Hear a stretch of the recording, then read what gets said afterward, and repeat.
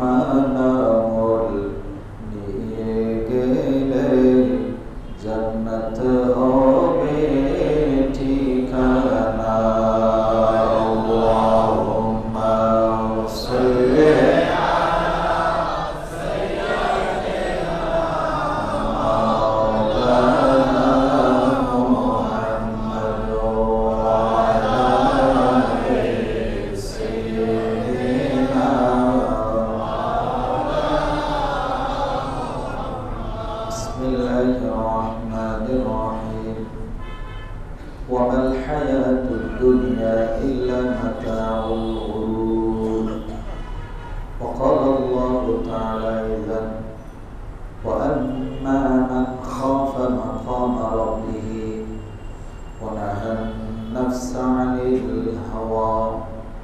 صدق الله مولانا العظيم وبلغ رسوله النبي الحبيب الكريم. مولاي رب صل وسلم وبارك عليه. উপস্থিত পবিত্র শাবান মুআজ্জম তথা শাহর রসুল, আজকের এই মুবারক শাবান মাসের প্রথম জুমাবারে আল হাসানিয়া সদর জামে মসজিদে সমবেত মুআজ্জিজ মুসাল্লিয়ান আযম সামিঈন কিরাম রাহিমানি ওয়া রাহিমাকুমুল্লাহু তাআলা। আসসালামু আলাইকুম ওয়া রাহমাতুল্লাহি ওয়া বারাকাতুহু। আল্লাহ রব্বুল আলামিনের পবিত্র দরবারে অসংখ্য অগণিত শুকরিয়া সিজদা আদায় করি। রব্বুল আলামিন পবিত্র রজবুল মুরাজ্জব আমাদেরকে দান করে এবং শাবানের মধ্যে প্রথম জুমাবারে আল্লাহ আমাদেরকে উপস্থিত হওয়ার, আল্লাহর নিয়ামতের শুকরিয়া আদায় করার সুযোগ করে দিয়েছেন, তৌফিক দিয়েছেন। যে মুনিব আমাদেরকে এত দয়া করেছেন, সে মুনিবের শুকরিয়া আদায়ার্থে বলি আলহামদুলিল্লাহ। হুজুরে নবী করিম রউফুর রহিম সরওয়ারে কায়নাত ফখরে মওজুদাত বায়েসে কওম মাকা রাহমাতুল লিল আলামিন নবী মুহাম্মদুর রাসূলুল্লাহ সাল্লাল্লাহু তাআলা আলাইহি ওয়াসাল্লামের নূরানী রওজায়ে আতহারে লক্ষ কোটি দরুদ আর সালামের হাদিয়া পেশ করছি। মুআজ্জিজ মুসাল্লিয়ান আযম, আপনাদেরকে আমি যারা 11টা 11:30টার দিকে মসজিদে আসেন তাদেরকে আমি অনুরোধ করব যে আগে আসবেন, আগে চলে আসবেন। প্রথম কাতারে আপনাদের জন্য এখানে মাথায় রাখবেন, এটা আল্লাহর ঘর, এখানে সবার মর্যাদা সমান। মন্ত্রী, এমপি, প্রাইম মিনিস্টার যেটাই হোক, আমি যদি রিক্সাও চালাই, আমি যদি আগে আসি, আমার নবী আমাকে অপরচুনিটি দিয়েছে আমি প্রথম কাতারে ইমামের পিছনে দাঁড়িয়ে নামাজ আদায় করার শক্তি বা অধিকার আল্লাহ আমাকে দান করেছে। এখানে অমুক আসবে না। এখন আপনারা যারা অনেক সময় দেখি আমরা এই প্রথম কাতারের অবস্থা সম্পর্কে রসুলের হাদিস তো সবাই আমি অনেকবার বলেছি, আজকে একটু ইয়াদ করিয়ে দিচ্ছি। যদি জানতেন এই ডানে বামে প্রথম কাতারের ফজিলত যদি আমি জানতাম, তাহলে লটারি দিতাম। কি দিতাম? লটারি। কে আগে বসবো, কে আগে আসবো। কিন্তু আমরা কি করি? আপনি যান, আরেকজনের ধাক্কা দিই, আপনি যান, আসেন, জায়গা খালি আছে, আসেন। লাভ এটা চিনলাম না। দুনিয়াতে ব্যবসা বাণিজ্যের লাভ কেমনে, কম্পিটিশন কেমনে করলে লাভ হবে সেটা ভালো বুঝলাম। আল্লাহর কাছ থেকে কিছু নেওয়ার জন্য কম্পিটিশন করা হয় সেটা জানলাম না। মসজিদে এসে ওই কম্পিটিশন করে, আল্লাহর রাস্তায় দানের ক্ষেত্রেও কম্পিটিশন করে। তাই আমি আপনাদের কাছে বিনীত অনুরোধ রাখবো, এই প্রথম কাতারের ফজিলত এগুলো বললাম না, লটারি দিতেন মানে বুঝতে পারতেছেন এদের মর্যাদা আল্লাহর কাছে কত বেশি। ফেরেশতারা যখন আসে, যখন যে ব্যক্তি প্রথম ঢুকে তার নামটা কোথায়? এক নম্বরে। আরেকটা মাথায় রাখবেন, এটা শাবান মাস। এটা কোন মাস? কার মাস? জোরে বলেন। নবীর মাস। আল্লাহ নবী নিজে বলেছেন আশ-শাবান শাহরি, এটা আমার মাস। সাহাবী জিজ্ঞেস করলেন, ইয়া রাসূলুল্লাহ, এই শাবান মাসে আপনি এমনভাবে রোজা শুরু করে দেন, ইবাদতের পরিমাণ এত বেশি করে ফেলেন, মনে হয় যেন রমজান চলে আসছে, এত বেশি রোজা রাখেন। তখন আমার নবী উত্তর দিলেন, তোমরা কি জানো না এই মাসেই আল্লাহর দরবারে বান্দার আমল পেশ করা হবে। তো আমি চাই আমার আমল নামাটা যখন পেশ করবে তখন আমি যেন রোজাদার অবস্থায় আল্লাহর সামনে থাকি। তাইলে শাবান মাসে রোজা বেশি রাখবো না কম রাখবো? ইবাদত বেশি না কম? রোজার মাসে কি করেছেন? রোপণ করেছেন। কি করেছেন? রোপণ করেছেন। এখন কি করবেন? পরিষ্কার করবেন। কি করবেন? যারা পূর্ব যুগের মানুষ আছেন, এখন তো অনেকেই আছেন ধান রোপণ করতে কোনোদিন অনেকে যায়নি, যে এরকম অনেক মাম্মি ডেডের ফোলামেন আমরা আছি। তো আমি যদিও গ্রামের ছেলে, যারা শহরে আছেন অনেকেই জানেন না কীভাবে ধান রোপণ করতে হয়। তো ধান রোপণ করে দিয়ে আসলেই কিন্তু ধান হয়ে যায় না, কি করতে হয়? 15-20 দিন যাওয়ার পরে সেগুলোকে প্রথমে একবার হালকা করেই পরিষ্কার করে আসতে হয়। 1.5-2 মাস যখন ধান বের হয় হালকা হালকা, তখন সেটাকে গিয়ে আবার ভালো করে ওখানে যে আগাছা ঘাস জন্মে যায় এগুলোকে ভালো করে কি করতে হয়? পরিষ্কার করতে হয়। তারপরে পানি দিতে হয়, তারপরে সার দিতে হয়, এরপরে পোকামাকড় আসলে সেগুলোতে কি দিতে হয়? পটাশিয়াম ইউজ করতে হয়। তার মানে এই যে ধান, ধান থেকে চাল, চাল থেকে ভাত, এই যে ভাত খাচ্ছেন এটা এমনি এমনি আসে না। এই ধান চাল আপনার ঘর, আপনার মুখ পর্যন্ত আসতে আসতে এখানে প্রায় 3000 মানুষের বা ফেরেশতার মাধ্যমে আপনার কাছে রিজিক পৌঁছেছে। এমনি এমনি রিজিক আসে না। আর এই রিজিক আপনি দুনিয়াতে যারা আছি, আমরা যারা এখানে আছি, ফতোয়া তো অনেকেই দিই, এখন সবাই ফতোয়া দিই, সবাই কি দিই। আর মাইন্ড করিয়েন না, বাংলাদেশের মানে সিনারিগুলো এমন যে আমরা অনেক সময় সংসদে দেখছি সিয়াসিত্বের কিতাব পড়ি, উনিও ফতোয়া দেন। রাত দিন 24 ঘন্টা নাচ গান করতেন, উনি সিয়াসিত্বের সব কিতাব পড়ে ফেলছেন, উনি ফতোয়া দেন। আর এখন দেখতেছি ঢাকা ভার্সিটিতে 2-4 লাইন পড়ালেখা করে উনিও ফতোয়া দেন। মুফতি, দেশের মুফতির কোনো অভাব? হাই রে হাই মুফতি। এই সমস্ত ভুয়া মুফতি থেকে আমাদেরকে হেফাজত করুন। কেন ভাই? আন্দোলনের নামে নারীদের সাথে বগলে হাত নিয়ে মিছিল মিছিল করছো, তখন ফতোয়া কোথায় ছিল? হ্যাঁ, নারীদেরকে নিয়ে কনসার্টে বসে গান শুনছো, যে কল্লা ডুলাইছো, যে তখন ফতোয়া কোথায় ছিল? তখন তো ফতোয়া দাও নাই। তোমার কোনো সাহিত্য ফতোয়া দেয় নাই। সবাই মিলে একসাথে নারী পুরুষ নাচানাচি করছো, স্লোগান দিছো, মিটিং মিছিল করছো, তখন পর্দা ফরজ যে সেটা জানা ছিল না। হ্যাঁ, নারীদেরকে ঘর থেকে বের করে এই সমস্ত বেপর্দা, পোশাকের ঠিক নাই, এদেরকে নিয়ে আন্দোলন করা যে হারাম, সেটা কি ফতোয়া ছিল না? তখন আপনার ফতোয়া কোথায় ছিল? উনিও এখন ফতোয়া দেন, ওই মরার পরে 4 দিনের ফাতিহা দেওয়া, 40 দেওয়া, বাৎসরিক ইসারে সব করা, এগুলো সব বেদাত। উনি ফতোয়া দিচ্ছে। কে ফতোয়া দিচ্ছে? ওই মুফতি, যে মুফতি বেগানা নারীদেরকে, মহিলাদেরকে সাথে নিয়ে মিটিং মিছিল, তারপরে লাফালাফি, নাচানাচি, গানের অনুষ্ঠান, সাংস্কৃতিক অনুষ্ঠান, সব জায়গায় লাফালাফি করছে, উনি এখন ফতোয়া দিচ্ছে ওই মৃত্যুর পরে কারো ফাতিহা দেওয়া, 4 দিনা করা, 40 করা, তারপরে বাৎসরিক ইসারে সব করা, এগুলো সব কবরবাসীর বলে আযাব হবে। আরে মুফতি সাহেব, কি সাহেব, আল্লাহ আমাদেরকে এগুলো বোঝার তৌফিক দিন। যেটা করতেছো সেটা নিয়ে থাকো। এখন যদি বাজাই দিই, বলবে যে হুজুর মনে হয় ওই দলে, আমাদের সমস্যা তো এই জায়গায়। মানুষ মারা গেছে, তার জন্য 3 দিন পর্যন্ত শোক, তারপরে দোয়া কালাম করা, আত্মীয় স্বজন, গরিব মিসকিনকে খাওয়ানো, এটা কি খারাপ কাজ? জোরে বল। আচ্ছা, হাদিস আমি পরে আসতেছি। আমি আমার বিষয়টা, মানুষ যে দোকার মধ্যে আছে, পুরোটাই একটা দোকা। আল্লাহ কোরআনে বলছেন, ওয়ামাল হায়াতুদ দুনিয়া ইল্লা মাতাউল গুরুর। এই পুরো জীবনটাই, মানুষের দুনিয়াবি জীবনটা একটা দোকার মধ্যে আছে। মানুষ কোন জায়গায় কি বলতে হয়, মানে চেয়ার ফাইলেই মোটামুটি উনি মুফাসসির হয়ে যায়, মুফতি হয়ে যায়, মুহাদ্দিস হয়ে যায়, উনি সংবিধান প্রণেতা হয়ে যায়, উনি দেশের সব কথা, উনি যা বলেন সেগুলাই সংবিধান হতে বসে থাকে।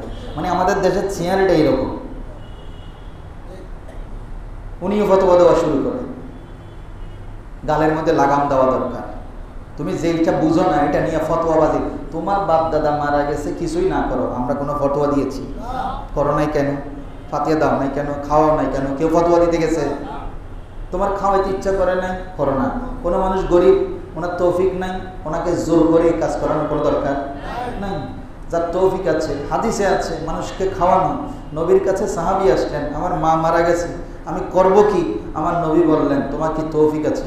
বলি ইয়া রাসূলুল্লাহ আছে। তাহলে তুমি মানুষের খাওয়ানোর পানি খাওয়ার জন্য একটা পানির ব্যবস্থা করে দাও, ওই সওয়াব কিয়ামত পর্যন্ত তোমার মার কবরে জারি হয়ে যাবে। তুমি এখন একজন গরিব মানুষ বিশালে সওয়াব করলেন, 10 জন মানুষ আসলো, আত্মীয় স্বজন আসলো, আত্মীয়তার বন্ধন কি হলো, মজবুত হলো। এটা তো হাদিসেই আছে।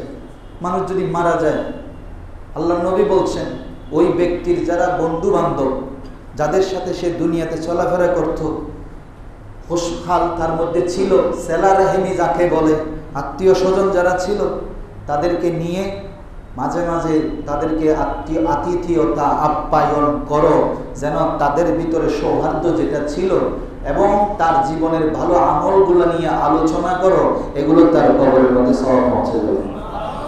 আর এখন আমাদের দেশের তথাকথিত সমন্বয়ক সাহেব জানাজার মাঠে ফতোয়া দেয়, এগুলা করলে কবরে আযাব হবে। বোঝা যাচ্ছে শাইকে ভাইছে, কে ভাইছে? শাইকে ভাইছে। শাইক প্রিয়, কি প্রিয়? শাইক প্রিয়। অথচ আল্লাহর কোরআন কি বলছে? রব্বানা গফির লানা ওয়া লিইখওয়ানিনাল্লাযিনা সাবাকুনা বিল ঈমান। আল্লাহ আমাদেরকে শিখিয়ে দিচ্ছেন সূরা হাশর আয়াত নম্বর 10। আল্লাহ বলছেন, ও আমার বান্দারা, তোমাদের কোনো ভাই যদি ইন্তেকাল করে তোমরা দোয়া করো, রব্বানা গফির লানা ওয়া লিইখওয়ানিনা, আল্লাহ আমাদেরকে মাফ করে দাও, আমার ভাই যিনি ইন্তেকাল করেছেন, যারা চলে গেছেন তাদেরকে মাফ করে দাও। আল্লাযিনা সাবাকুনা বিল ঈমান, যারা ঈমানের সহিত দুনিয়া থেকে গিয়েছে, আল্লাহ তুমি তাদেরকে মাফ করে দাও। তো মাফ করে চাওয়ার মতো অনেক পদ্ধতি আছে। আল্লাহর কাছে মাফ চাওয়ার অনেক কি আছে? পদ্ধতি আছে। আপনি সিজদা দিয়েও আল্লাহর কাছে কি চাইতে পারেন? মাফ চাইতে পারেন। রোজা রেখেও আল্লাহর কাছে কি করতে পারেন? হাত তুলেও আল্লাহর কাছে কি করতে পারেন? মানুষকে টাকা পয়সা দান করেও আল্লাহর কাছে কি চাইতে পারেন? মাফ চাইতে পারেন। আপনি হজে গিয়েও, আরফাতের ময়দানে গিয়েও কি চাইতে পারেন? খানায় কাবার তাওয়াফ করেও কি চাইতে পারেন? মাফ চাইতে পারেন। মা বাবার খেদমত করেও কি চাইতে পারেন? মাফ চাইতে পারেন। মাফ চাওয়ার অনেক পদ্ধতি আছে। তখন রসুলকে প্রশ্ন করলাম, ইয়া রাসূলুল্লাহ, সাহাবীরা বলে সবচাইতে উত্তম কোনটা? সবচাইতে উত্তম কাজ আইয়ুল ইসলামে খায়রুন, ইসলামের মধ্যে সবচাইতে উত্তম কাজ কোনটা ইয়া রাসূলুল্লাহ? তখন আমার নবী বলছেন, তুমি সালাম দাও। ওয়াতুকরিউস সালাম আলা মান আরাফতা ওয়া মান লাম তা'রিফ, তুমি যাকে চিনো যাকে চিনো না সকল ঈমানদারের মাঝখানে তুমি সালাম বিনিময় করো। তবে ইয়া রাসূল, এরপরে উত্তম কাজ কোনটা? ওয়াতুতঈমুত তাআম, মানুষকে বেশি বেশি খাবার খাওয়াও। মানুষকে কি খাওয়াও? এখন আপনি বলবেন খানা জীবিতর উপকারে আছে, যে মরার উপকারে, এরকমও ফতোয়া। আচ্ছা আচ্ছা, আমি বললাম না, সমন্বয় যখন মুফতি হয়ে যায় তখন বুঝতে পারতেছেন দেশের ধর্মের কি অবস্থা চলতেছে। ঢাকা বিশ্ববিদ্যালয়ে 3-4 লাইন পড়ালেখা নিজের অনেক বেশি জ্ঞানী মনে করে হচ্ছে, এখন জানাজার মাঠে ফতোয়া দেওয়া শুরু করে জাতির। বুঝতে পারতেছেন? তো এখন আমি যদি প্রশ্ন করি, ধানমন্ডির 32 ঘুরে দেওয়ার পরে শুকরানা মাহফিল সব বিরিয়ানি খাইছে, সেটা কি হবে? বাটফার কোথাকার, এগুলো শিখাইছে কে তোমাদেরকে? ফেসবুকের মধ্যে 10 লাখ ফলোয়ার হয়েছে, কি হয়েছে? শুকরানা মাহফিল করি, কেক কাটি, সবাই মিলে তবরুক খাইছো। তখন ফতোয়া কোথায় ছিল? শাইকি করছে। যে শাইকে এই ফতোয়া ওর মাথায় ঢুকাইছে, এই শাইকে ফলোয়ার যখন 10 লাখ পূরণ হয়েছে, সুন্দর করে সবাই মিলি একদম কেক কাটি, খাই, তারপরে সবার মধ্যে তবরুক। এমনি বিরিয়ানি খাওয়া আমাদের জন্য, আমরা বিরিয়ানি খাই সুন্নিরা, আমরা শুধু বিরিয়ানি খাবো। ওনারা কি করছে এটা? বুঝতে পারতেছেন? এদের ফতোয়া ডলারি ফতোয়া। কি ফতোয়া? ডলারি ফতোয়া। মুসলমান হোশ জ্ঞান ঠিক রাখেন, যেখানে সেখানে ফতোয়াবাজি চলছে, যে যেখানে আছে এখানে ফতোয়া দেয়, আর নাম দেয় ইসলামী। নাম দেয় কি? এদের থেকে আল্লাহ আমাদেরকে হেফাজত করবে। আমি আপনাদের কাছে এখন 2-4টা কথা বলবো, ভালো করে শুনবেন। যে আয়াতের আলোকে শাবান মাস ইবাদতের পরিমাণ বাড়াবেন, যে আমলগুলো করেছেন এগুলোর উপর ইস্তেকামত থাকবেন, এবং বিশেষ করে দরুদ সালাম বেশি বেশি পড়বেন। আপনাদের মধ্যে কেউ আছেন যে দৈনিক 1000 বার দরুদ শরীফ পড়েন? না, এই সময় নাই, এই সময় 500 বার পড়েন, এরকম কেউ আছেন? আলহামদুলিল্লাহ। আমি আপনাদেরকে আজকে একটা তথ্য দিই, ভালো করে মুখস্থ করবেন। এটা আমার কথা না, এটা সম্রাট আব্দুল হামিদ নাম শুনছেন? অটোমান সাম্রাজ্যের অন্যতম শাসক, ওসমানীয় খেলাফতের সম্রাট আব্দুল হামিদ, যিনি আমার নবীর শানে বিন্দুমাত্র বেয়াদবি করছে বলেই মুহূর্তের মধ্যে তাদের বিরুদ্ধে যুদ্ধ ঘোষণা করেছে। আজকে আমাদের দেশের মধ্যে এরকম একজন শাসক দরকার ছিল। সে আব্দুল হামিদ দৈনিক 1000 বার কি পড়তেন? দরুদ শরীফ পড়তেন। ওই দরুদ শরীফ না পড়া ছাড়া উনি কোনোদিন ঘুমাতেন না। দিনের বেলায় রাষ্ট্রীয় কাজ দায়িত্ব পালন করতে গিয়ে কোনো সময় যদি পড়া না হতো, তিনি রাত্রে এশারের নামাজের পরে ওই 1000 বার দরুদ শরীফ পড়ে তারপরে তিনি ঘুমাতে যেতেন। একজন শাসক, একজন কি শাসক, রাষ্ট্রীয় সারাদিনের দায়িত্ব পালন করার পরে। আর আমাদের দেশের মধ্যে আমরা যখন কোনো শেয়ার পাইনি, আমাদের ঘুম ভাঙে 10টা বাজে, আমাদের ঘুম আসে রাতের 1টা বাজে ফেসবুক চালাইতে চালাইতে। আমরা থাকি দুনিয়ার বিভিন্ন কোষ গল্পে আড্ডায়।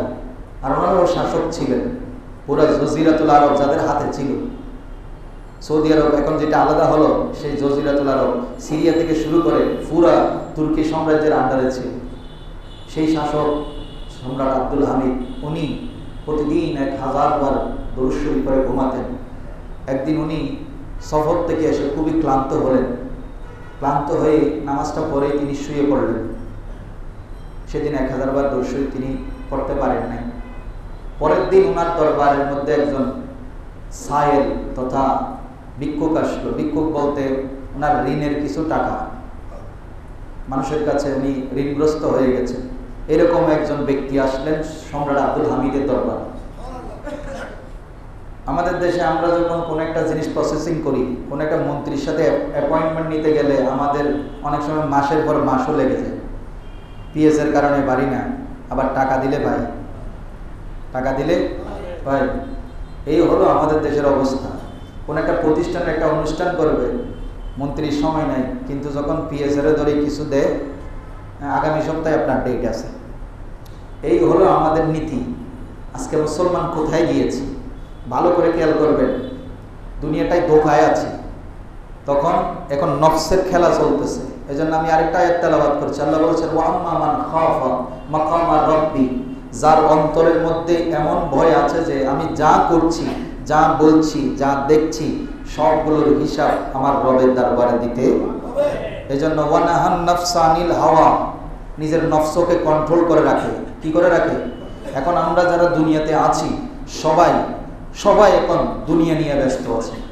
নফসকে খুশি করছি, কলবকে মেরে ফেলতেছি। মাথায় রাখবেন, কলব হলো আয়না। কলব কি? আয়না। এই কলব যত বেশি পাওয়ারফুল হবে, নফস তত বেশি দুর্বল হবে। নফস তত কি হবে? দুর্বল হবে। দুনিয়ায় যত বেশি ডুববেন তত বেশি নফস সবল হবে। যত বেশি খাবেন নফস সবল হবে। যত বেশি ঘুমাবেন নফস সবল হবে।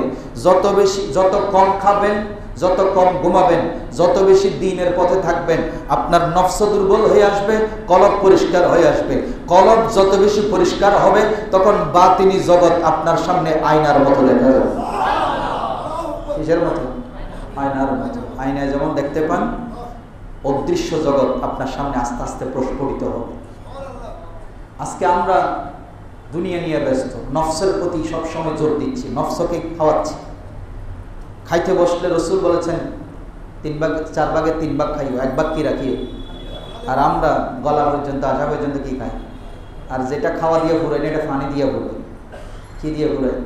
পানি দিয়ে ঘুরাই। অথচ রসুল বলেছেন খাওয়ার মাঝখানে বেশি পানি খাইও না। খাওয়ার আধা ঘন্টা পরে, অল্প সময় পরে তারপরে কি খাইও? পানি খাইও। আর আমরা বলি যে হুজুর গলার বাজে মরে যেতাম না। মেডিকেল এখন অনেক ডেভেলপ হয়েছে। আপনি মেডিকেল সায়েন্সের বই ডাক্তারদের কাছে জিজ্ঞেস করেন খাওয়ার সময় পানি খাওয়া কীরকম, আর খাওয়ার 1 ঘন্টা আগে 2 গ্লাস বা 1 গ্লাস পানি খাওয়া কি কত উপকারী, আর খাওয়ার আধা ঘন্টা পরে। যেই কথাগুলো রসুল আজকের থেকে 1450 বছর আগে বলেছে, বিজ্ঞানের হিন্দু ডাক্তার, খ্রিস্টান ডাক্তার, ইহুদিরাও, ইভেন কি ইহুদিরাও যারা মুসলমানের চিরশত্রু, এরাও এখন বলছে মুহাম্মদ রাসূলুল্লাহ যে থিওরি দিয়েছে এটা যদি মেনে চলে মানুষের রোগ হবে না।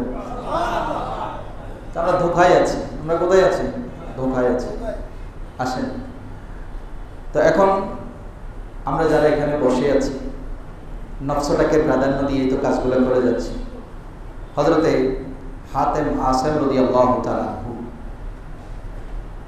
উনি একদিন ওনার মুরিদদেরকে জিজ্ঞেস করলেন, আচ্ছা বলো তো তোমরা আমার থেকে কি শিখছো? পীর সাহেব মুরিদকে জিজ্ঞেস করছে, তোমরা আমরা এতদিন খেদমত করছো, আমার থেকে শিখতেছো, কি শিখছো? মানুষ যদি জিজ্ঞেস করে, আমি যদি ইন্তেকাল করার পরে জিজ্ঞেস করে হাতেম আসেমের সাথে তো দীর্ঘদিন ছিল, কি শিখছো? তখন বলে, হুজুর আমরা বলবো আমরা হাতেম আসেম থেকে হিকমত শিখেছি। কি শিখেছি? হিকমত শিখেছি। তখন উনি নিজেকেই কন্ট্রোল করে, নফস যেন খুশি হয়ে না যায়, উনি বলছেন, মনে করো তোমাদেরকে যদি বলা হয় হাতেম আসেমের কাছে তো তেমন কোনো হিকমত ছিল না, কি হিকমত শিখেছ? তোমরা যদি সেটা দেখাইতে না পারো তোমরা কি উত্তর দিবা? তখন বলছে, আমি তোমাদেরকে শিখাই দিচ্ছি, আমার কাছে তেমন কোনো হিকমত নাই, কারণ আল্লাহ বলেছেন মাইয়ুতাল হিকমা ফাকাদ উতিয়া খায়রান কাসীরা, যাকে আল্লাহ হিকমত দিয়েছেন তাকে আল্লাহ সবচেয়ে বেশি বড় নিয়ামত দিয়েছেন। এখন হিকমত কি? হিকমত কি? জ্ঞান, এলম। জ্ঞান কি? এলম। আর হিকমত হচ্ছে প্রজ্ঞা। হিকমত হচ্ছে আপনি যে জ্ঞান অর্জন করেছেন সেই জ্ঞানটাকে সঠিক জায়গায় সঠিকভাবে সঠিক পথে ব্যবহার করতে জানার নাম হচ্ছে হিকমত। এখন উনি বললেন, যদি দেখো আমার কাছে কোনো হিকমত, মানুষ যদি বলে দেখাও তো, তোমরা দেখাইতে পারবে না মনে করো, তখন কি বলবা? তখন বলবে, আমি শিখাই দিচ্ছি, তোমরা বলবা আমরা দীর্ঘ সময় হাতেম আসেমের সাথে থেকে দুইটা জিনিস শিখছি। কয়টা? দুইটা জিনিস। বলে হুজুর কি বলবো? বলে তোমরা বলবা আমার হাতে যা আছে, আমার হাতে যা আছে তাতে আমি সন্তুষ্ট, তাতে আমি সন্তুষ্ট। এই একটা জিনিস শিখছো। দ্বিতীয় শিখছো, আমার দ্বিতীয় শিক্ষা হলো তোমাদের কাছে অন্যের কাছে যা আছে সেগুলা দেখে আমি নিরাশ নই। এই দুইটা জিনিসের শিক্ষা মানুষের কাছে তুলে ধরো, তাহলে জীবন শান্তির হয়ে যাবে। বাস্তবিকই বাস্তবিকই দেখেন, আপনি আপনার কাছে যা আছে চাগুলো নিয়ে আল্লাহর দরবার শুকর আদায় করেন, দেখবেন আপনি শান্তিতে আছেন। কিন্তু যখনই আপনি আরেকজনের দিকে তাকাবেন, ওর ছেলে অমুক হয়েছে, ওর বিল্ডিং আছে, ওর 5 তলা, ওর 10 তলা, ওর ফ্যাক্টরি, ওর ছেলে মেয়ে লন্ডন আমেরিকায় থাকে, আমারটা, এই যে পেরেশানি শুরু, পেরেশানি শুরু, টেনশন শুরু, আর শান্তি নেই। কখন হবে আমার, কখন আমার ছেলেটা এরকম হবে, এই চিন্তায় থাকি। এই জন্য এটার নাম নফস। এটার নাম কি? হাতেম আসেম রাদিয়াল্লাহু তাআলা আনহুর পীর ও মুর্শিদ ছিলেন হযরতে শফিক বলখি। নাম কি? এদের নাম এমনি বলছি না, এখন তো এদের দরবারে যাওয়া শিরিক বেদাতের হতে উড়াচ্ছেন। ওরা মানুষকে কোরআনের যে শিক্ষা দিয়েছেন, ওই শিক্ষাগুলো যদি আজকে আমাদের ভিতর থাকতো, আজকে আমরা এরকম হানাহানি মারামারিতে যেতাম না। গভীরভাবে খেয়াল করেন তো। শফিক বলখি রহমতুল্লাহ আলাইহি ওনাকে জিজ্ঞেস করলেন, তুমি আমার কাছে 33 বছর আছো। কয় বছর? এখানে কে আছেন নিজের যারা বায়াত গ্রহণ করেছেন, পীর ও মুর্শিদের সাথে 33 বছর খেদমত করেছেন, কে আছেন? একজনও নাই। অথচ আপনি যে আল্লাহর ওলিদের কথা বলছেন, ওলিদের কথা এমনি এমনি বলছেন। তারা এক একজন যারা খেলাফত প্রাপ্ত হয়েছেন, এক একজন 20 বছর, 30 বছর, 40 বছর পর্যন্ত নিজের পীর ও মুর্শিদের সাথে ছিলেন, খেদমত করেছে। এমনি পাই নেই এলো হিকমত। শফিক বলখি হাতেম আসেমকে জিজ্ঞেস করলেন, তুমি আমার কাছে 33 বছর আছো, এই 33 বছরে তুমি আমার থেকে কি শিখেছ? আজকে আমি তোমাকে বিদায় দিব। তখন হাতেম আসেম রাদিয়াল্লাহু তাআলা আনহু মাথা নিচু করে আছেন। বলে হুজুর আমি তো ছাত্র হিসেবে তেমন কি নই। চিন্তা করেন নিজেকে কত নিচে নামাচ্ছে। আমি তেমন আপনার যোগ্য ছাত্র নই। আমি এই 33 বছরে আপনার কাছ থেকে মাত্র 8টি শিক্ষা পেয়েছি। কয়টি? 8টি। আর আমাদের দেশের মধ্যে ঢাকা বিশ্ববিদ্যালয়ে বলে উনি মুহাদ্দিস হয়ে গেছে। বুঝতে পারতেছেন? 33 বছরে আল্লাহর ওলির সাথে থেকে, জগৎ বিখ্যাত আল্লাহর ওলির সাথে থেকে তিনি বলছেন আমি 8টি শিক্ষা পেয়েছি। তখন শফিক বলখি বলছেন, তুমি এরকম 33 বছরে মাত্র আমি এতগুলো নসিহত করলাম, হতে পারে লক্ষ লক্ষ হয়েছে, আর তুমি মাত্র 8টা? বলো হুজুর হ্যাঁ 8টা। আমি এই 8টা মুখস্থ করেছি এবং চেষ্টা করছি সেদিন থেকে, যেদিন থেকে নসিহত শুনেছি, এই 33 বছরে যেদিন যেটা শুনেছি সেদিন থেকে সেটা আমল করার চেষ্টা করে যাচ্ছি। তখন শফিক বালকি বললেন, আচ্ছা ঠিক আছে, তুমি শোনাও তো আমাকে, তুমি কি কি আমল আমার থেকে শিখছো।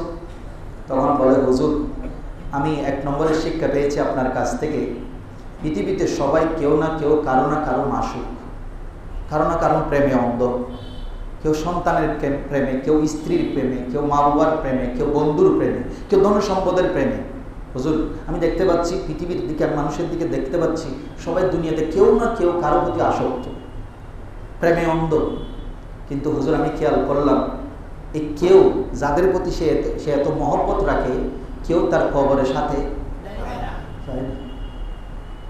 সেদিন থেকে হুজুর আমি আপনার কাছ থেকে শিক্ষা নিয়েছি, যেই জিনিস আমার কঠিন সময়ে কবরের মধ্যে, যে বন্ধু, যে মহব্বতের জিনিস আমার সাথে কবরে যায় না, আমি সেদিন থেকে সেগুলোর সাথে বন্ধুত্ব ত্যাগ করেছি, আমি কবরের বন্ধু জোগাড় করেছি। বলে কি? বলে হুজুর আমি ঈমান ও আমলকে ঠিক রেখেছি, যেগুলো আমার কবরে যাবে, আমার কবরের বন্ধু হবে। বলে যে আলহামদুলিল্লাহ, আমি খুব খুশি হলাম তোমার এই কথা। বলে দ্বিতীয় শিক্ষা কি? বলে হুজুর আমার দ্বিতীয় শিক্ষা হলো, আমি মানুষের দিকে লক্ষ্য করে দেখলাম সবাই নিজের নফসের গোলামি করছে। কি করছে? নফসের গোলামি করছে, নফসকে খুশি করে যাচ্ছে।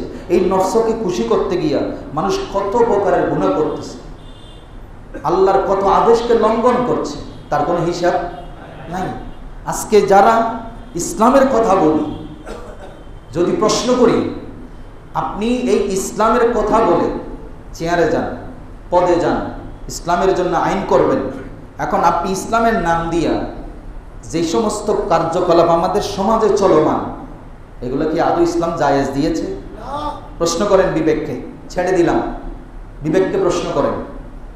তখন উনি বলছেন, হাতে মাসেম বলছেন, হুজুর আমি দেখলাম সবাই নফসের গোলামি করছে, পদ পদবীর জন্য, ধনসম্পদের জন্য, চেয়ারে বসার জন্য একে অপরের সাথে কি করে যাচ্ছে? প্রতিযোগিতা করে যাচ্ছে, নফস খুশি হচ্ছে। অথচ আল্লাহর কোরআন বলেছে, ওয়া আম্মা মান খাফা মাকামা রাব্বি ওয়া নাহা নাফসা আনিল হাওয়া ফাইন্নাল জান্নাতা হিয়াল মাওয়া। যারা নিজের নফসকে কন্ট্রোল করতে পেরেছে, আল্লাহর সামনে প্রত্যেকটা জিনিসের হিসাব দিতে হবে, সেই চিন্তা করে যে নিজেকে চালাইতে পেরেছে, তার জন্য জান্নাতুল মাওয়া রেডি করেছে। তখন হযরতে শফিক বলকি বলেন, তুমি উত্তম শিক্ষা নিয়েছো। তৃতীয় শিক্ষা হলো, তিনি বললেন, হুজুর আমি যখন দুনিয়ার মানুষের দিকে দৃষ্টি দিলাম, তখন আমি দেখতে পেলাম দুনিয়ার সামান্য ধন দৌলতে পাইলেই মানুষ খুব খুশি হয়ে যায়, সামান্য ধন দৌলত। এবং অথচ আখিরাতের যে ধন দৌলত, আল্লাহ বলছেন মা ইনদাকুম ইয়ানফারু ওয়া মা ইনদাল্লাহি বাকি। অথচ আল্লাহর কোরআন বলছে তোমাদের কাছে যে দুনিয়ার ধন সম্পদ যেগুলো নিয়ে হারাম হালাল বাস বিচার না করে অর্জন করছো, এগুলো তুমি মারা গেলে 1 টাকাও কবরে। এই গত পরশুদিন রংপুরের একজন ভূমি অফিসের কেরানি মহিলা, ভূমি অফিসের কেরানি, ভূমি অফিসে চিনেন সবাই, এটা কি যেন বলে? হ্যাঁ কি একটা যেন বলতো, আমি ভুলে গেলাম। হ্যাঁ তহসিল না, আর একটা শব্দ আছে যে কি, ইংলিশে একটা শব্দ আমরা সবসময় বলি, হ্যাঁ অ্যাসিলেন্ট। এই ভূমি অফিসের কেরানি মহিলা, ওনাকে ক্যামেরা নিয়ে গিয়ে সাংবাদিক সহ লাইভ দেখাচ্ছে। ওনার ডেস্কটা আবার আমাদের মতো ছোটখাটো টেবিলে ড্রয়ার না, অনেক বড় ড্রয়ার।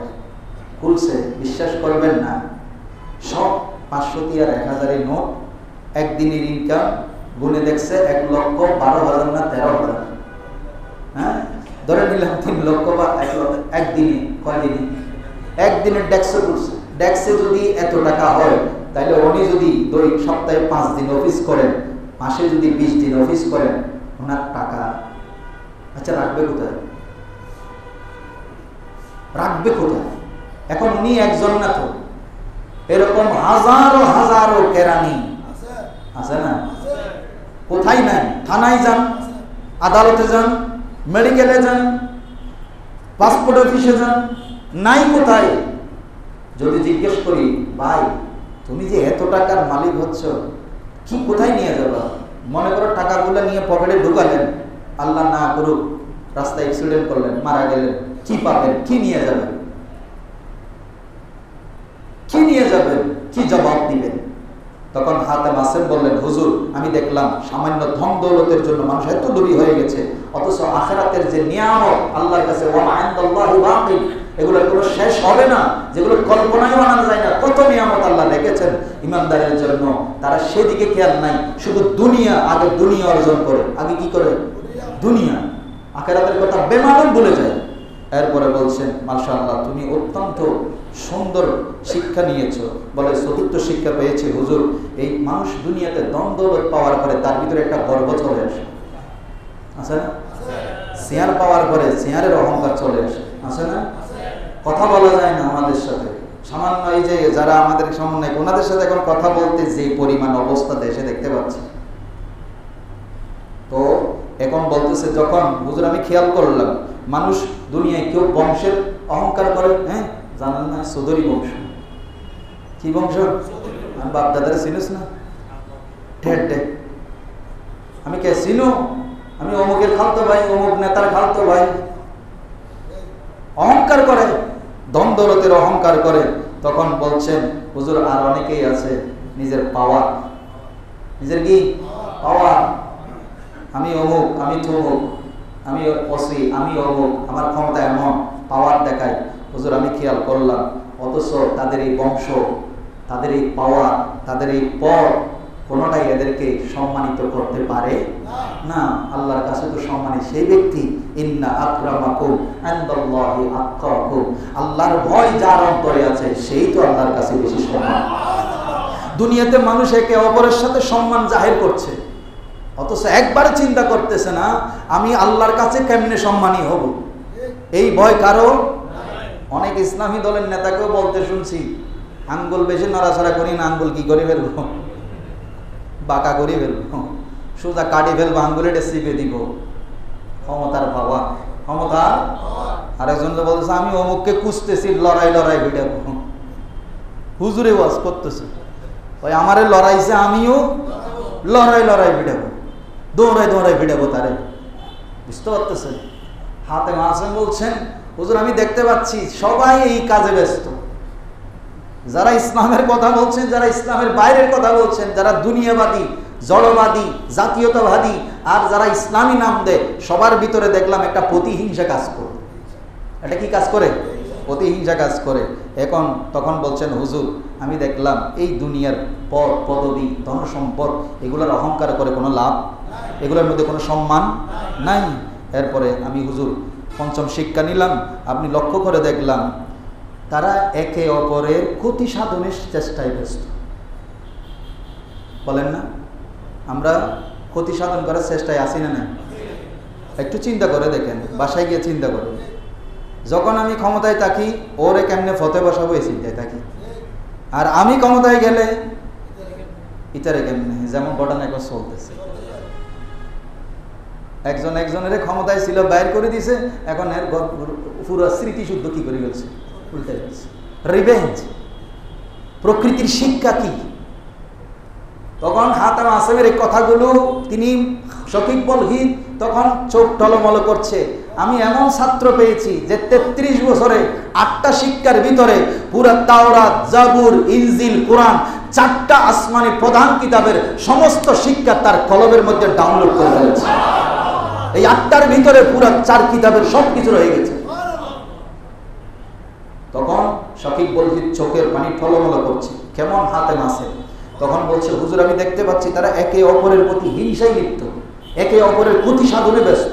যখন যে আসে সেই দেখলাম একে অপরের সাথে লেগে থাকে। হুজুর আমি চিন্তা করে দেখলাম কারো রিজিক কেউ কোনোদিন নিতে, আপনি আমার রিজিক নিতে, কারণ আল্লাহ কোরআন বলছেন নাহনু কাসামনা বাইনাহুম মাঈশাতাহুম ফিল হায়াতিদ দুনিয়া।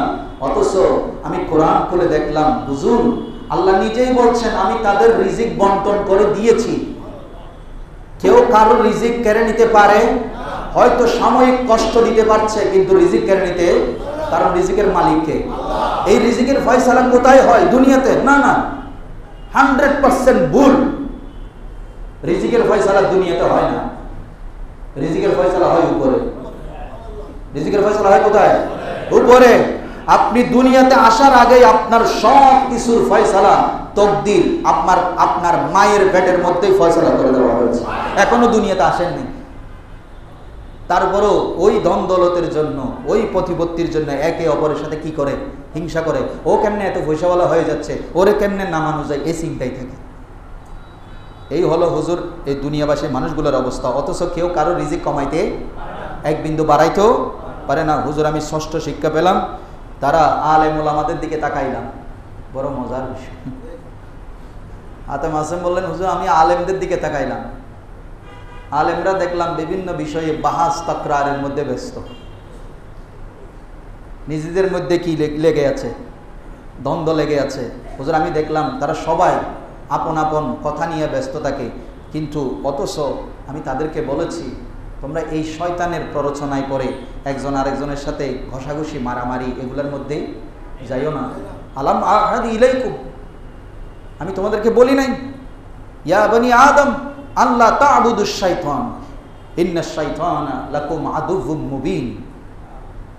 এই শয়তান তোমাদের প্রকাশ্য শত্রু, তোমাদের ভিতরে লাগাইয়া দেয়, তোমাদের ভিতরে লাগাইয়া দেয়। এবং আমি দেখলাম এমন কিছু আলেম এখানে সমাজে বিচরণ করছে যারা কোরআন হাদিসের অপব্যাখ্যা দিয়ে মানুষের, মুসলমানদের ভিতরে কি সৃষ্টি করে দিচ্ছে, দ্বন্দ্ব লাগাই দিচ্ছে।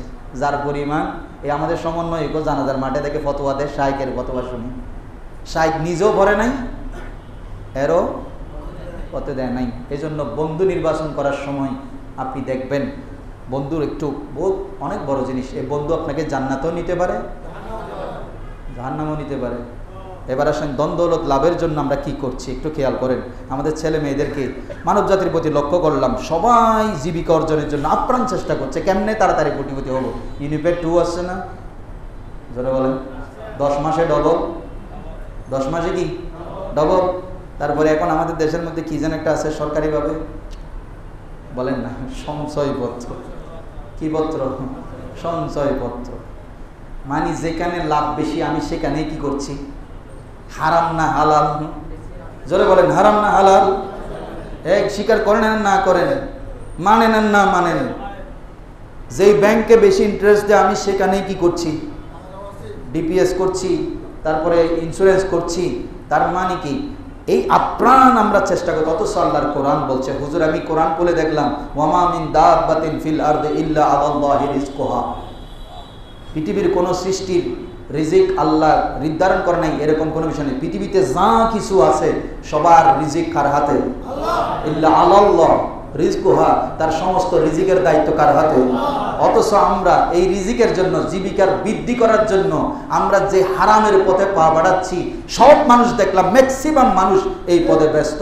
এখন আপনি বলবেন হুজুর আর বেগুন তো না কেন করছে, নরলে কেন করবো, ব্যাংকলা হাই ফেলার, তো আরেকজনে খাই বলে কি আপনিও খাবেন? বুঝতে পারছেন? এই জন্য এবার দেখেন এই রিজিক অর্জন করতে গিয়ে টিকটক, আমার ছোট ছোট বাচ্চা দিয়ে আমরা কি বানাচ্ছি, নিজের বউরে দিয়ে কি বানাচ্ছি, কথা বলেন, নিজের বউ দিয়ে, কি দিয়ে, বউ দিয়ে টিকটক বানাচ্ছে। আমি গত সপ্তাহে একটা কথা বলেছিলাম, এর পরিমাণ কি পরিমাণে গেছে। ছেলে মেয়ে কি করতেছে মা বাবা খবর, আরো বরঞ্চ ছেলে মেয়ে ছোট ছোট বাচ্চাদেরকে দিয়ে, আমি এটা দেখলাম সিটাঙ্গিয়া বাসার হাটাদারের মনে, ছোট্ট একটা বাচ্চা ওই ওর মতো, কথা এখনো ভালো করে ফুটে নাই, এর দিয়ে টিকটক ব্যবসা শুরু করছে। অসহান্য আর একখানে ট্যাঙ্কি সিবি দেখুন, খেয়াল করছেন? মনে হয় দেখেন নাই, আমি দেখছি। ইতের টিকটক দিয়ে আরেকজনে কি কামাচ্ছে, ওর নানিয়ে নাকি ওরে বলে আমার কি টিভি দেয়, পা টিভি দেয়, মানে ওর ডায়লগটা, ছোট বাচ্চা তো কথাগুলো অনেক সুন্দর মনে হচ্ছে, এইটারে বিক্রি করে আমরা কি কামাচ্ছি, টাকা কামাচ্ছি। এই ছোট ছোট বাচ্চাদেরকে এই অবস্থায় ফেলে দিয়া এখন আমরা দেখতে পাচ্ছি 11 বছরের মেয়ে টিকটক করতে করতে আরেক টিকটকওয়ালার সাথে কি হয়, বুঝতে পারতেছেন? ওরে জিজ্ঞেস করে তোমার কয় বছর ধরে সম্পর্ক, কয় 2 বছর ধরে, বয়স কত, কয় 11, তাহলে কয় বছর থেকে, চিন্তা করে দেখছে? মা বাবা খেয়াল করেছে? করে না, বরঞ্চ নিজের মেয়েকে ছোট্ট ছোট্ট বিচ্ছি বিচ্ছি মেয়েকে ডান্স, বাংলা ডান্স পার্ট ভাড়া দিচ্ছে, শিশু শিল্পী বানাচ্ছেন। কি বানাচ্ছেন? শিশু শিল্পী বানাচ্ছেন। এর যখন লোভ একবার ঢুকে গেছে নিজেকে জাহের করার, সে আর কি পিছপা হচ্ছে? এখন এই মেয়ে যখন খারাপ পথে পা বাড়ায় তখন বলে যে আহা মেয়েটা কি হয়ে গেছে, 10 টাকা, জোরে বলে, এটাই বলছি, রিজিকের চিন্তা করে আপনি যে টিকটক বানাচ্ছেন নিজের স্ত্রীকে দিয়া, একবারও কি চিন্তা করেছেন? হারাম হায়া শরম কোথায় চলে গেছে?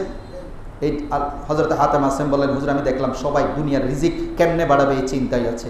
এরপরে বললেন, হুজুর সর্বশেষ 8 নম্বর শিক্ষা হলো, দুনিয়াতে মানুষ দেখলাম কেউ অহংকার করছে, বর্ষা করছে। বর্ষা ভালো করে, এই জিনিসটা খুবই গুরুত্বপূর্ণ। আমরা আমাদের ছেলে মেয়েদেরকে মানুষ করছি কেন? আমরা যখন বুড়ো হয়ে যাব আমাদেরকে কি করবে? সাপোর্ট দিবে। এরকম চিন্তা সবার আছে না? বলেন তো, সবার আছে। কেউ ইন্ডাস্ট্রি একটা আছে আরেকটা বাড়াচ্ছি, বিল্ডিং একটা আছে আরেকটা বানাচ্ছি। কেন? বৃদ্ধ বয়সে আমি তখন কিছু করতে পারবো না, এটা দিয়ে কি করব? চলবো। আছে না সবার কাছে? ব্যাংক ডিপোজিট করে রাখতেছি, বৃদ্ধ বয়সে করার ক্ষমতা থাকবে না, তখন নিয়ে নিয়ে খাবো। আছে না? হাতেম আসেম বলেন, হুজুর আমি খেয়াল করলাম সবাই, কেউ নিজের শিক্ষার উপরে নির্ভর করছে, কেউ নিজের ব্যবসা বাণিজ্যের উপরে নির্ভর করছে, কেউ আবার নিজের ছেলে মেয়েদেরকে প্রতিষ্ঠিত করছে, বৃদ্ধ বয়সে তাকে সাপোর্ট দিবে। হুজুর আমি খেয়াল করলাম সবাই একটা না একটার উপরে নির্ভরশীল, কিন্তু আল্লাহর উপরে কেউ নির্ভরশীল। অথচ আল্লাহর কোরআন আমাকে সার্টিফিকেট দিয়েছে, ওয়ামান ইয়াতাওয়াক্কাল আলাল্লাহি ফাহুয়া হাসবু, যে এই দুনিয়ার কোনো কিছুর উপরে নির্ভর না করে আল্লাহর উপরে যে নির্ভর করে তাকে আল্লাহই তার জন্য যথেষ্ট। হুজুর আমি সেদিন থেকে এই পরিবার পরিজন ছেলে মেয়ে এগুলোর উপরে ভরসা আমি মোটেই কি করে দিয়েছি? ছেড়ে দিয়েছি। কারণ এরা কেউ আমার কবরে যাবে না। বরঞ্চ আমি একটা জিনিস মাথায় রেখেছি, এদের উপরে ভরসা নয়, এদেরকে যদি আমি অ্যাসেট হিসেবে তৈরি করতে পারি, আমি মারা গেলেও এরা যখন আমার কবরের পাশে গিয়ে দাঁড়াবে, হয়তো আল্লাহ তাদের উসিলাই আল্লাহ আমাকে জান্নাত দান করবে। এই জন্য আপনি আপনার ছেলে মেয়েদেরকে সম্পদ দিয়ে যাওয়ার, ছেলে মেয়ে এখন যদি জিজ্ঞেস করি পদ্মা নতুন তো আছে, তিনি কিনলে করছিল হয়তো ফোয়াশাল্লাহ এরি আল্লাহ ছেলে মেয়ে জির জন্য করে যাচ্ছে। জমিন 10 কানি আছে, এর ভরো আরো কিনতেছে, কিরে বাজি কয় কানি নিয়ে যাবেন? কয় খোঁতো না, তুমি তো সময় দিই আর কেয়ারিং করছো, তো কিনলে হয়তো ফোয়াশাল্লাহ এরি। সবাই কার জন্য? ফোয়াশা পরিবারের জন্য করে যাচ্ছে। এই যে বাংলাদেশের একজন এই পরিবারের জন্য করতে গিয়া আমার এখন মাথায় আসলো, জুমায় আসার আগে, বাংলাদেশের একজন এই চিত্রনায়িকা তার মা বোনের সাথে এখন মা এবং ভাইদের সাথে লেগে গেছে। এরকম ঘটনা অহরহ আছে। তিনি সারা জীবন বলে যে আমি পাপ পুণ্য বিচার না করেই আমি টাকা অর্জন করলাম, নিজের মাকে চালাইলাম, নিজের ছোট ছোট ভাইকে মানুষ করলাম। আজকে সেই মা সেই ভাইয়েরা আমাকে তো সম্মান করা তো দূরের কথা, তারা হিংস্র জানোয়ারের চাইতে বেশি খারাপ আচরণ আমার সাথে করতেছে। এই জন্য আমি বলছি, হাতেম আসেমের কথা, এই কারো উপরে ভরসা করার কোনো দরকার। আচ্ছা, সৃষ্টি জগতের মধ্যে একমাত্র মানুষ ছাড়া আর কেউ সম্পদ জমায়? বলেন জমায় না। জমান, আমার কথা হইল ছেলে মেয়েদেরকে আপনি ততটুকু দেন তারা যেন সুশিক্ষা হয়। এই শিক্ষা অর্জন করার পরে তারা যেন দুনিয়াতেও আপনার অ্যাসেট হয়, কারণ এদের মাধ্যমে আপনার যেন ইজ্জত সম্মান বাড়ে এবং কাল কিয়ামতের ময়দানে যেন আপনার নাজাতের ওসিলা। হাতেম আসেম বললেন, হুজুর ওমাল হায়াতুদ দুনিয়া ইল্লা মাতাউল গুরুর, দুনিয়ার এই খুশি, দুনিয়ার এই জীবন, দুনিয়ার এই আনন্দ কিছুই আমার সাথে নাই। দুনিয়ার এই খুশি, দুনিয়ার এই সুরুর ব্যাগি সব কিছু দেখলাম, ওমাল হায়াতুদ দুনিয়া ইল্লা মাতাউল গুরুর, কিছু নেই। তাই আমি সেদিন থেকে এই 8টা শিক্ষা, তখন হাতেম শফিক বলকে আল্লাহ দরবারে হাত তুলে দোয়া করলেন, আল্লাহ আমার প্রত্যেকটা মুরিদকে আমার হাতেম আসেমের মতো মুরিদ হওয়ার তৌফিক দাও। এই জন্য পীর ও মুর্শিদের দরবারে দামান দ্বারা হয় এই জন্য। আর এখন তো পীর হইলে মুরিদ হইলে, পীর হত না দরবারে বুঝি গরু আনিলে তুষারা মুরিদ, আর মহিষ আনিলে আরো বড় মুরিদ, ইতার ফদফদবি তত উড়ে। আর গরু মহিষ যদি আনিন না ভারস চিতে এসে না চিন্তি থাকতে হোক, এগুলো ছাড়তে হবে। এই পীর মুরিদের দরকার। আরে হাতেম আসেম ওনার যেই আজকে শিক্ষার কথা, যার কথা এতক্ষণ তাকরীর করলাম, কোরআন হাদিসের নির্যাস নিয়ে যিনি কথা বললেন, তিনি শুধু আল্লাহর দরবারে দোয়া করেছেন, আল্লাহ আমার এই মাহফিলে যারা বসেছে সবচাইতে বড় গুনাহগার যে, আল্লাহ তুমি আজকে তাকে মাফ করো। সেখানে ছিল কাফন সুর, কিসুর কাফন সুর। হাতেম আসেম দোয়া করেছেন, মানুষ চলে গেছে, ওই কাফন সুর প্রতি রাতে সবাই যখন ঘুমিয়ে গেছে কবরে গেছে কাফন চুরি করতে, যখনই কবর করে কাফনে হাত দিয়েছে গায়েব থেকে আওয়াজ আসলো, ও বান্দা তোমার কি এখনো হেদায়েত হলো না? তোমার জন্য আমার হাতেম আজকে দোয়া করেছে, আমি সাথে সাথে ওই মাহফিলে তোমাকে মাফ করে দিয়েছি, যাও আজকে থেকে কাজ করিও না, হাতেম আসেমের দামান ধরো, তোমাকেও আমি আমার বন্ধু হিসেবে বানাই। আল্লাহর ওলির দরবার এটাই দরবার, এই জন্য ওলির দরবারে যাওয়া শিরিক না। ইসলামী দলের কাছে যাওয়া অনেক সময় ভয়ঙ্কর, বুঝতে পারছেন, কিন্তু ওলির দরবারে গেলে আপনি দুনিয়াও পাবেন আখিরাতও পাবেন। কোন দুনিয়া? নফসের দুনিয়া না, কলবের দুনিয়া পাবেন। আল্লাহ আমাদেরকে সেই পথে মতে চলার তৌফিক দান করুন। আরেকটা মাসালা, আপনারা যারা এখন 11:30টার পরে আসে, 11:38 বা 40 থেকে এখন সূর্য ঠিক মাঝখানে আসে, 12:05 থেকে 7 পর্যন্ত এটা কি থাকে, সময়টা স্টে করে। এই 20-25 মিনিট ওই অবস্থায় নামাজ পড়া হারাম। নামাজ পড়া কি হারাম? লালবাতি যখন জ্বলে, অনেকে রাগ করেন, এটা আমাদের হুজুর জানি শুনি জ্বালায়। ওই সময় আপনারা 11:30টার আগে পড়ে নেবেন, অথবা 12:05 হইলে তারপরে পড়বেন। ওই 3 অবস্থায় নামাজ পড়ার মধ্যে ওই এক অবস্থা। আরেকটা বিষয় বললাম, প্রথমে বলেছি, প্রথম কাতার আগে আসবেন, প্রয়োজনে লটারি করে আগে বসবেন। ডান পাশে বসলে আরও বেশি ভালো। আবার সাইন বাম পাশ খারাপ না, তখন আবার সবাই ডান দিকে বসতে বসতে বাম পাশ উঠে খালি খেতে দিবে। প্রথম কাতার, দ্বিতীয় কাতার এভাবে বসবেন। আল্লাহ আমাদেরকে সুন্নাত মোতাবেক আমল করার তৌফিক দিন। ওয়া মা তৌফিক ইল্লা বিল্লাহ। আসসালামু আলাইকুম ওয়া রাহমাতুল্লাহি ওয়া